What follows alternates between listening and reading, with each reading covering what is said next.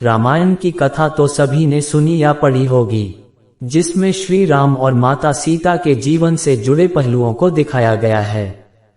उन्हीं में से एक कहानी में बताया गया है कि कैसे मर्यादा पुरुषोत्तम राम अपनी पत्नी सीता को एक धोबी की बातों में आकर अयोध्या छोड़कर जाने को कह दिया था।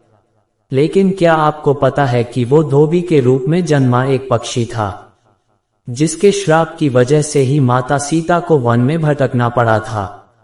जी हां, आपने सही सुना, माता सीता को श्राप मिला था।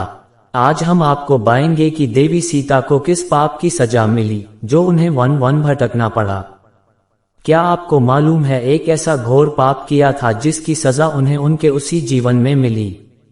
ये जानने के बाद भी कि वो जो कर रही हैं वो सही नहीं है, फिर भी सीता माता ने एक ऐसा कदम उठाया जिसने उनको उनके पति से ही अलग कर दिया। क्या था वो पाप और किस श्राप के कारण सीता माता को पति वियोग से गुजरना पड़ा? एक कथा के अनुसार एक रोज जब माता सीता अपने बगीचे में घूम रही थी तो उनकी नजर तोते के एक जोड़े पर पड़ी। ये जोड़ा आपस में कुछ बातें कर रहा था। तोते के जोड़े को आपस में बातें करते देख माता सीता के अंदर जिज्ञासा उत्पन्न हुई कि ये दोनों क्या बातें कर रहे होंगे। जिसके बाद माता सीता तोते के उस जोड़े के पास गई और उन्होंने सुना कि ये जोड़ा सीता माता और उनके पति यानी कि भगवान राम के बारे में बात कर रहा है। जब माता सीता ने तोतों के मुख से अपने भविष्य के बारे में इतनी सारी बातें सुनी तो उन्होंने पूछा कि तुम्हें मेरे भविष्य के बारे में इतना सब कुछ कैसे ज्ञात है? तो इसके जवाब में उन्होंने बताया वो वाल्मीकि आश्रम के एक पेड़ में रहते थे जहां हर वक्त माता सीता और भगवान राम के बारे में ही बातें होती रहती थी। तोते के इस जोड़े ने ये तक बताया कि आगे चलकर भगवान राम मिथिला आकर आपके स्वयंवर में शामिल होंगे और भगवान शिव के धनुष को तोड़कर आपसे विवाह करेंगे।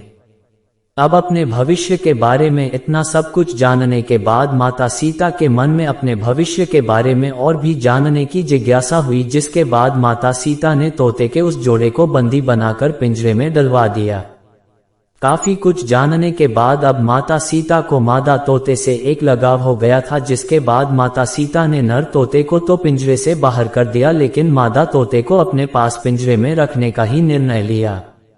अब तोतों का जोड़ा एक दूसरे से अलग हो गया था, जिसके बाद मादा तोते ने माता सीता को बताया कि मैं गर्भवती हूं, मुझे छोड़ दीजिए। लेकिन आप सभी को ये सुनकर हैरानी होगी कि माता सीता ने उसे छोड़ने से इनकार कर दिया।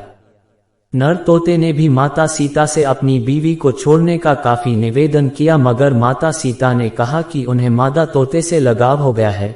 उन्हें वो इतनी भाने लगी कि अब वो मादा तोते को अपने से दूर नहीं होने देंगी। इसके बाद नर तोते ने ये तक कहा कि मेरी बीवी को खुले जंगल में हमारे बच्चों को जन्म देने दो, इसके बाद मैं वापस अपनी बीवी को आपके पास छोड़ दूंगा। मगर इस पर भी माता सीता नहीं मानी और तोते को वहां से अकेले ही जाने को कह दिया गया। 3-4 दिन गुजरने के बाद मादा तोते ने पिंजरे में पति वियोग के कारण दम तोड़ दिया। अब जब नर तोता अपनी पत्नी से मिलने महल पहुंचा तो उसने वहां देखा कि उसकी गर्भवती पत्नी प्राण त्याग चुकी है। जिसके बाद दुखी नर तोता सीता माता से कहता है, हे सीता, तुमने मेरी गर्भवती पत्नी को मुझसे दूर कर उसके प्राण हरे हैं। मैं तुम्हें श्राप देता हूं कि तुम भी अपनी गर्भावस्था में ही अपने पति अलग हो जाओगी और तुम्हारे अलग होने का कारण मैं ही बनूंगा। ये कहकर नर तोता वहां से उड़ जाता है। जिसके बाद वो सीधे अयोध्या जाता है और धोबी के रूप में जन्म लेता है। ये वही धोबी होता है जिसने माता सीता के रावण के चुंगल से छूटने के बाद माता सीता के चरित्र पर सवाल खड़े किए थे और इसी का कारण भगवान राम माता सीता को उनकी गर्भावस्था में त्याग देते हैं। तो माता सीता को उनके इसी जन्म में उनके द्वारा किए गए इस महापाप का दंड इस तरह मिलता है।